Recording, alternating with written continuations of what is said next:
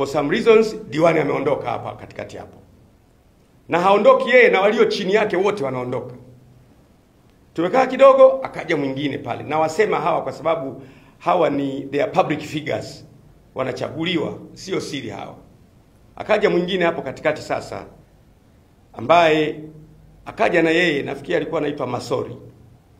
Na yeye kaenda hapo katikati hapo, na yeye akaondoka na walio chini yake wote. Amekuja katikati hapo, anaitwa Alisiwa.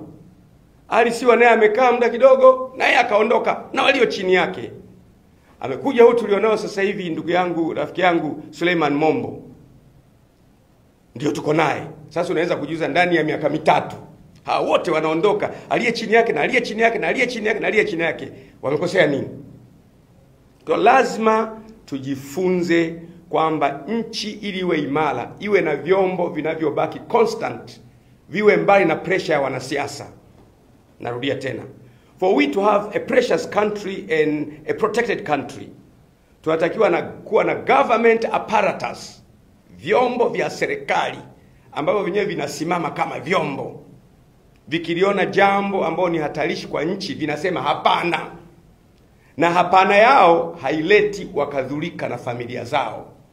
Leo hapana akisema amezulika, hapana hana kazi, ubalozini anapotea. Kwa mimi ni ushauri wangu, tena wa muhimu kabisa. Hii itatusaidia sana. Nitoe mfano sasa. Narudi kule nilikotoka sasa. Kwa mfano, hawa wanaopotea, nikupe mfano, wanaotekwa na kupotea hawa. Ikiwa kuna kikundi ambacho si idara ya usalama wa taifa, sio polisi, sio jeshi la magereza, sio jeshi la wananchi, kinawachukua hawa watu, kinaondoka nacho. Halafu sasa hawa idara ya usalama wa taifa wanapofuatilia, wakagundua kwamba hicho kimetumwa na mwanasiasa fulani mwenye mamlaka iliyowateua, hawezi kukishughulikia. Nakupa mfano. Sijasema ni hivyo, nielewe vizuri. Nakupa mfano. Kwa sababu ni ngumu kuamini kwamba eti polisi anakwenda kumchukua mtu kwenye hoteli, anajitambulisha mimi polisi. Toka ndani, si tunataka kuhoji tu. Umejitambulisha wewe ni polisi. Halafu huyu mtu anaokotwa ametupwa. Sasa si umejiexpose mwenyewe? Sioni kama kuna chombo cha kweli cha Kitanzania chenye uwezo wa kumchukua mtu kikajitambulisha au kikaenda kumtupa na kinamtupa huku kinamwambia sema asante Samia. I don't believe. Vyombo vyetu they are so competent.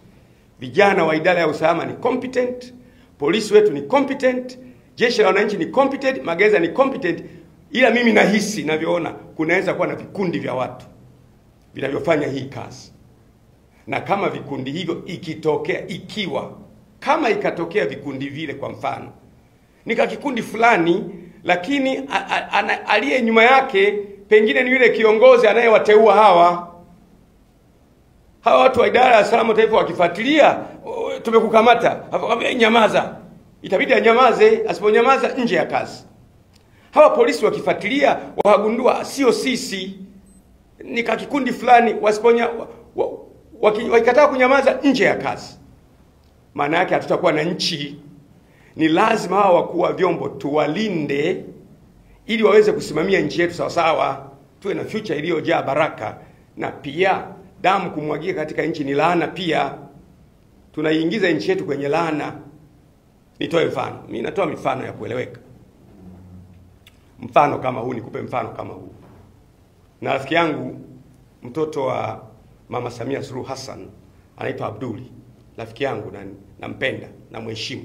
He's my friend. Natoa mfano sasa. Ikatokea Abduli, mtoto wa Mama Samia, wa mwenyekiti wangu. Wamekuja watu wamemchukua, wameondoka naye. Kesho kaokotwa hana macho.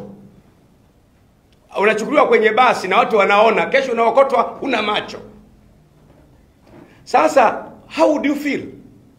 Utajisikiaje? Ikatokea mtoto wa Askofu Gwajima. Mtoto wa Askofu Gwajima, Jordan, amechukuliwa, ameondoka naye, kesho anaokotwa hana macho. Mtoto wa Majaliwa, Kassim Majaliwa, waziri mkuu, anachukuliwa, kesho anaokotwa hana macho. Anafuatwa ndani ya nyumba, kwa mfano, ni kama ilivyokuwa kwa Mdude. Amefuatwa ndani ya nyumba, watu wanavunja nyumba.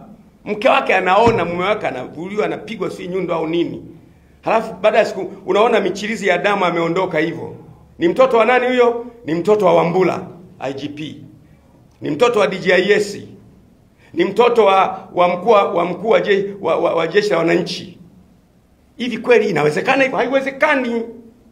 Kwa nini sasa tunaona hao wanaopotea kana kwamba ni mbuzi, ni kondoo? Lazima tufike wakati, mimi naamini si vyombo vya dola vinavyofanya haya, kwa sababu vyombo vya dola they are competent enough kufanya mambo bila kuacha trace. Chombo cha dola kinajitambulisha kwenye hoteli ya kimataifa kama Serena, sisi ni polisi toka ndani. Halafu huyu mtu anakuja kuokotwa kesho.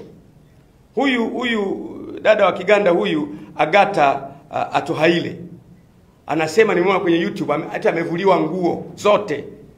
Halafu anapigwa sehemu za siri na watu waliojitambulisha kama vyombo vya dola. Hiki kitu ni aibu kwa nchi. Hatuwezi kuwa na watalii siku zijazo. Hoteli zetu haziwezi kuaminiwa, mahusiano yetu yanaharibika. Mimi siwezi kukaa kimya. Wale mnaokaa kimya kaeni. But I can't take it. Siwezi mimi kukaa kimya. Tanzania ni yetu sisi sote. Tanzania kwanza, anything else